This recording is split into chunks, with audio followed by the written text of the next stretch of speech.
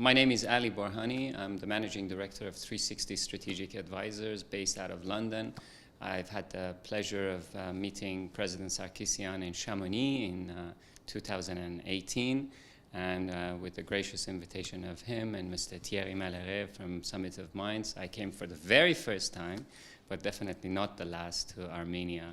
And I feel bad. I feel bad for not having visited sooner, and I feel bad because I have to leave. I'm already, inoculated with the warm hospitality of Armenians. I think this country has tremendous potential in showcasing many of the blessings and many of the beauties that it has and inherited. Today, our conversation with His Excellency, the President, was around the potential of travel and tourism. We talked about the ecosystem of travel and tourism. We talked about the perhaps one would say the gaps and the opportunities, because every gap represents an opportunity.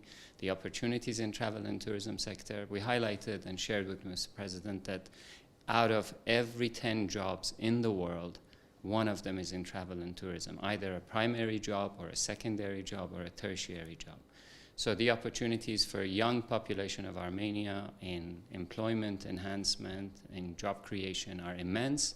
And at the same time, sometimes it's not that bad to be late to a party, because Armenia can learn a lot of how not to do things, to look at neighboring countries, to look across the world, and see how travel and tourism may have been as much as a curse. Like if you look at Venice these days, the Venetians are not happy. They want to stop the cruise ships coming to their country. So there is a very fine balance between the environment, the culture, the perhaps exports, revenues of agriculture, agri-food, culinary gifts, and the inbound expenditure of travelers and tourists. But one thing is important in today's hard and competitive world, and that is you cannot develop an infrastructure without benchmarking. Otherwise, you're creating something that you assume the world needs.